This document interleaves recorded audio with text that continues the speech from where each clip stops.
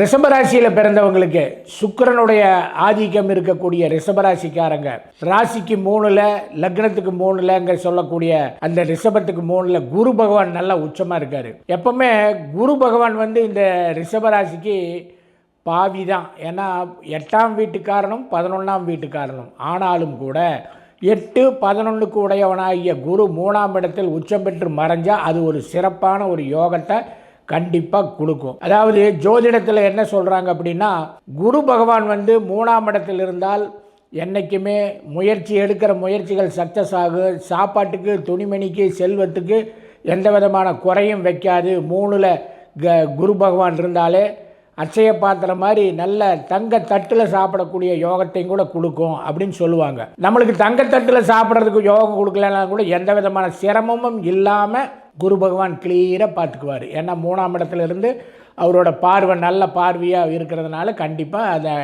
3ஆம் இடத்துல இருக்கிற குருவும், அதே மாதிரி 7ஆம் இடத்தில் இருக்கக்கூடிய செவ்வாயும் நல்ல அனுசரணையாக நம்மளை பார்த்துக்கக்கூடிய ஒரு தன்மை கொடுக்கும். சுக்கிர பகவானும் நல்ல ஸ்தானத்தில் இருக்கிறனால ரிஷபராசிக்காரங்க இந்த காலகட்டத்தில் ஏதாவதுல இன்வெஸ்ட் பண்ணணும்னு நினைக்கிறாங்க, இல்லை ஏதாவது ஒன்று வாங்கணும்னு நினைக்கிறாங்கன்னா இந்த டிசம்பர் மாதம் வாங்கலாம். ரொம்ப நல்லா இருக்கும். அதில் எந்த ஒரு குறையும் வைக்காது.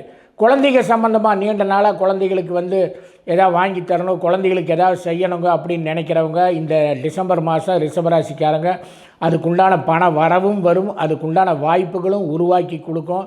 அது மாதிரி லவ் பண்ணிட்டு இருக்கிறாங்க அப்படிங்கிறவங்க இந்த டிசம்பர் மாதம் அது கைகூடி வரும். பெரியவங்க பேசி சரி கல்யாணத்தை முடிச்சு வச்சிடலாங்கிற எண்ணத்துக்கு அது வருவாங்க.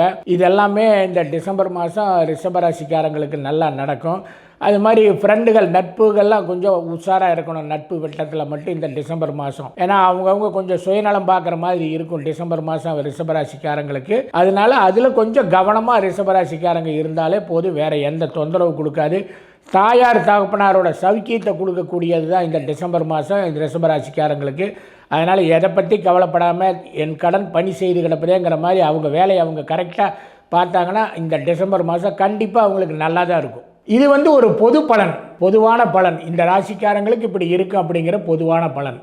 ஆனால் ஒவ்வொருவருடைய தனிப்பட்ட ஜாதகத்துக்குன்னு பலன் இருக்குது. அதுதான் என்றைக்குமே சரியான பலனாக இருக்கும்.